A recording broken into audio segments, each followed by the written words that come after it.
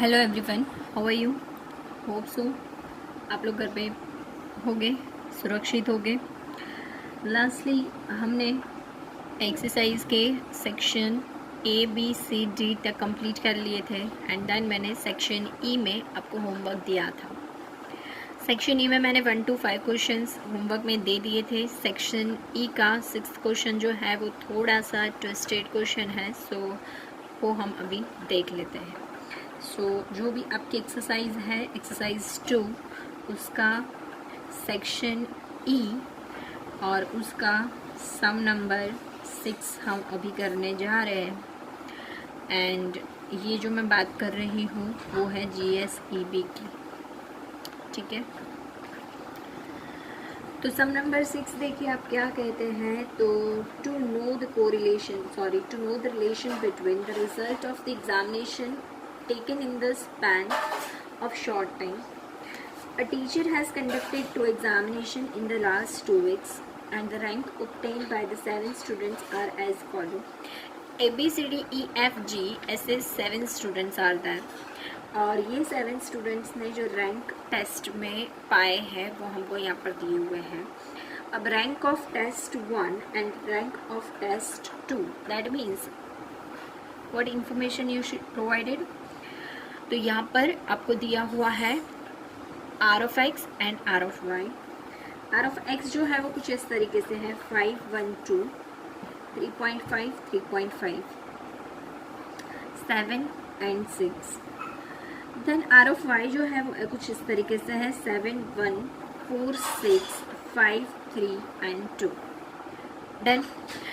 तो बेसिकली आप लोग बोलोगे कि सम तो बहुत ही इजी है, जब R of X और R of Y दिए हैं तो ऐसे तो हमने बहुत सारे क्वेश्चंस ऑलरेडी कर लिए हैं, राइट। तो ऐसे जो भी क्वेश्चंस हमने आगे कर रखे हैं उसमें कभी भी ऐसे पॉइंट वाले जो रैंक है ना वो नहीं आए थे। देन आप लोगों को यहाँ पर ध्यान में क्या रखना पड़ेगा, तो बस कि आपको इसमें ना CF लेना पड़ेगा। आगे जो भी हमने सम्स किए थे कि जिसमें R of X and R of Y दिए हुए हैं, बट उसमें हमने ये नहीं देखा था कि उसमें पॉइंट वाले R of X दिए थे, ठीक है। तो यहाँ पे बस नई चीज़ खाली इतनी है कि यहाँ पर पॉइंट वाले दिए, बाकी तो हमारा जो पूरा मेथड है वो सेम ही रहने वाला है, पूरा प्रोसेस जो है वो सेम रहने वाला है। D and D square D find करने के लिए फटाफट से कर लेते हैं। मैं बोलती नहीं हूँ, बोलूँगी तो ज़्यादा देर लग जाएगी।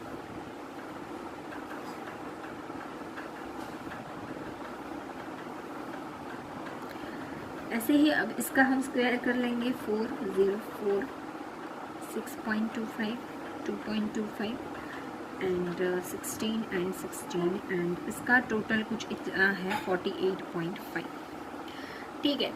तो अब हम सीधा फार्मूला नहीं रखेंगे, हम क्या करेंगे, हम CF फाइंड करेंगे। अब CF फाइंड करने के लिए हमारा सबसे पहला जो कॉलम होता है वो होता है ऑब्जर्वेशन रिपीटेड। अब यहाँ पर ऑब्जर्वेशन रिपीटेड क्या है हमको नहीं पता कि कौन सा पर्टिकुलर ऑब्जर्वेशन रिपीट हो रहा है, राइट। बट M हमें मिल सकता है यहाँ पर, that is how many times it repeat, कितनी बार रिपीट हुआ है। तो वो हम रैंक देख लेते हैं, उसके ऊपर से हमको पता चल जाएगा। तो रैंक देखो 1, 2, देन 3 नहीं है, 4 नहीं है, वापस 5, 6 एंड 7 है। तो 3 एंड 4 नंबर का जो रैंक है वो रिपीट हो रहा है, दैट मीन्स कि M हमारा क्या हो जाएगा 2। अगेन मैं बोलूँ कितनी बार ऑब्जर्वेशन रिपीट हो रहा है, कौन सा ऑब्जर्वेशन रिपीट हो रहा है वो नहीं पता है, कितनी बार रिपीट हो रहा है उसको हम M बोलते हैं। कितनी बार रिपीट हो रहा है, तो 2 बार रिपीट हो रहा है, ठीक है। And lastly M³ minus M divide by 12 वो आता है 0.5, वो हमारा है CF। रेडी। तो अब हम आगे ऑब्वियसली फार्मूला रख सकते हैं फटाफट से। Sigma D square plus CF upon N into N square minus 1 minus 6 sigma D square हमको मिला है 48.5 प्लस CF हमको मिला है 0.5 upon 7 and 49 minus 1 minus 6 into 49 and 7 into 48, 4 cut हो जाएगा क्या? हाँ, नहीं होगा, ऐसे कट होता है क्या कभी? तो 1 माइनस हमको मल्टीप्लिकेशन कर लेना पड़ेगा। मल्टीप्लिकेशन करेंगे तो 49 इंटू 6 तो 294 आता है, 294 एंड 48 इंटू 7 उसका आंसर आएगा 336।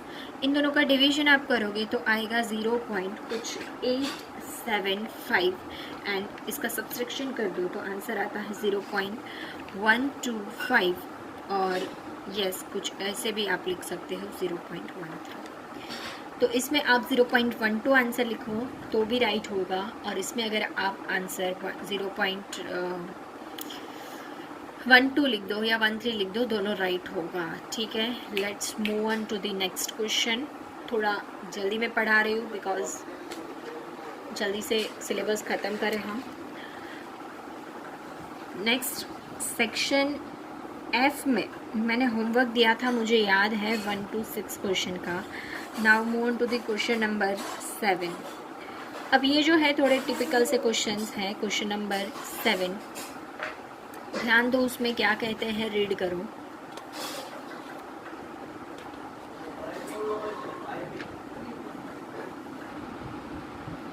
यस, तो क्वेश्चन नंबर 7 कुछ इस तरीके का है।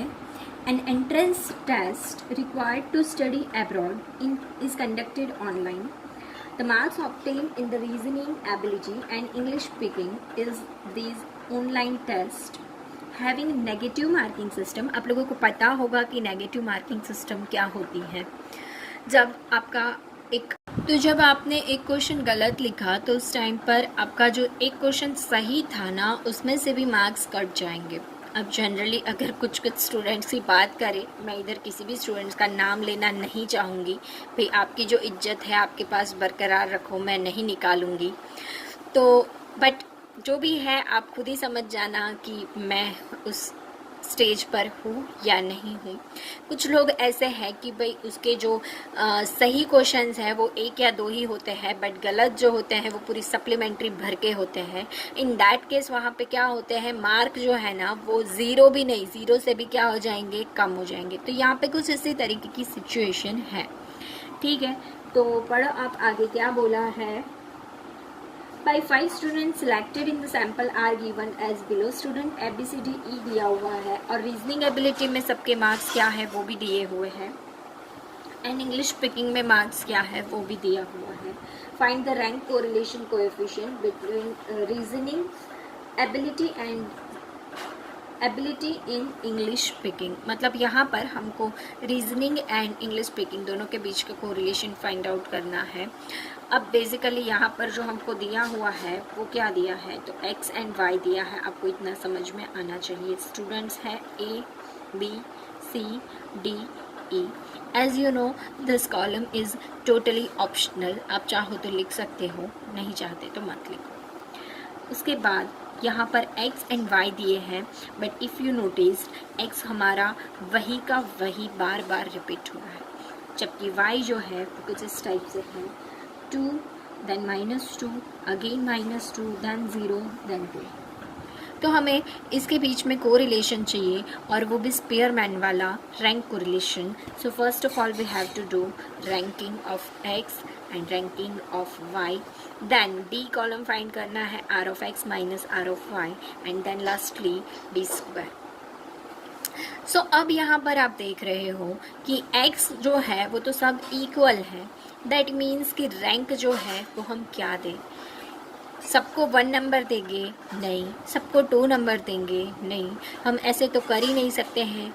तो इन दैट केस हम क्या करेंगे, तो हम पहले 5 को 1 दें, फिर 2, फिर 3, फिर 4 प्लस 5, मतलब हमारे सारे रैंक इधर ऑक्यूपाई हो रहे हैं और हम इसका एवरेज निकालने के लिए डिवाइड बाई 5 करेंगे। 15 डिवाइड बाई 5 तो आंसर आया 3। तो यहाँ पर मैं क्या करूँगी, r of x is equals to 3 रखूँगी। इज इट क्लियर, समझ में आ रहा है? राइट, तो हमने क्या किया, सभी x को 3 का रैंक दे दिया, but then after if you see यहाँ पर क्या है, सबसे बड़ा कौन है, 2 है।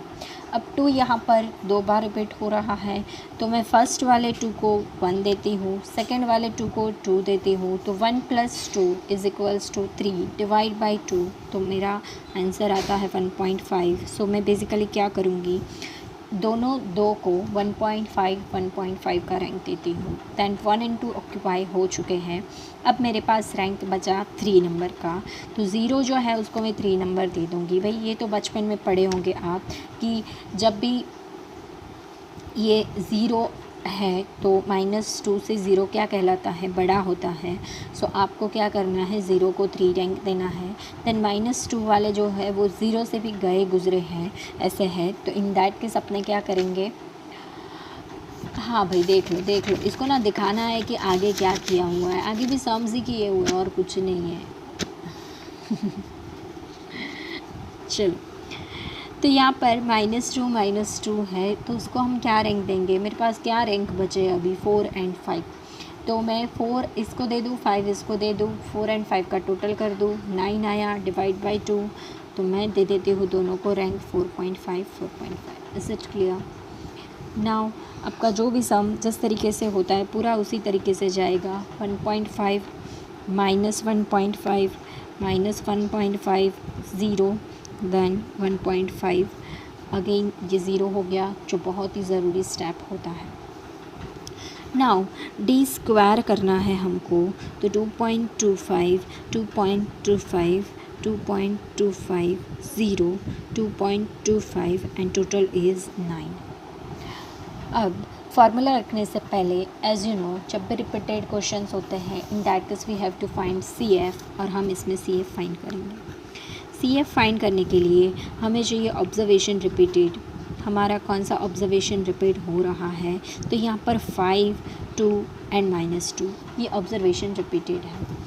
उसके बाद हमें चाहिए M कि how many time it's repeat, तो 5 जो है वो 5 टाइम रिपीट हो रहा है, 2 जो है वो 2 टाइम रिपीट हो रहा है, एंड -2 भी 2 टाइम रिपीट हो रहा है। देन आफ्टर यू नो कि हमको चाहिए m का क्यूब -m डिवाइड बाई 12। 5 का क्यूब 125, 5 उसमें से लेस कर दो, क्या बचा 120 डिवाइड बाई 12 10। 2 का आपको याद पता होना चाहिए, अब याद रह गया होगा आपको कि 2 का क्यूब 8 होता है, 8 में से 2 जाए 6 आता है, 6 को डिवाइड बाई 12 करें 0.5 आता है, तो ओवरऑल 0.5 मैंने रख दिया, तो CF हमारा आता है 11। अब हम सारी चीज़ें रेडी है, फार्मूला में रख देंगे, आंसर आ जाएगा कैलकुलेट कर लेने का 6 × 2। अब कुछ लोग यहाँ पर क्या करते हैं, CF भी कैलकुलेट करते हैं बट फार्मूला में रखना फिर CF भूल जाते हैं, तो वो चीज़ गलत है। कुछ भी ऐसा नहीं करने का कि जिससे हमारे मार्क्स कटें। 100% कंसंट्रेशन के साथ सम करने के। यहाँ पर सिग्मा डी स्क्वायर हमको मिला है 9 और CF मिला है 11। n हमारे पास है 5, n का स्क्वायर ऑब्वियसली होगा, n है तो 1 - 6 × 9 + 11 = 20 and 5 × 24। 1 - 6 × 20 is 120, 5 × 24 is also 120, 120 divided by 120 is 1, so 1 - 1 = 0। भाई जब 0 ही आंसर लाना था तो इतनी बड़ी कथा क्यों करी, तो ऐसा ज़रूरी नहीं है। अब यहाँ पर क्या होगा कि बिल्कुल भी कोरिलेशन नहीं है। अब देख लो कि भाई ये लोग जो है रीजनिंग में बहुत ही पावरफुल है, बट जबकि बात करें तो इंग्लिश तो किसी का बहुत ही पुअर है, किसी का इंग्लिश थोड़ा है और किसी का तो इंग्लिश में 0 भी है। सो यहाँ पर बिल्कुल भी कोरिलेशन हमको नहीं दिख रहा है, ठीक है। सो ऐसे इस तरीके से हम सम्स कर सकते हैं।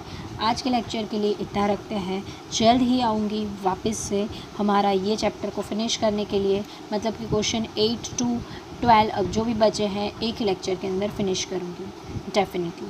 ओके, जय हिंद।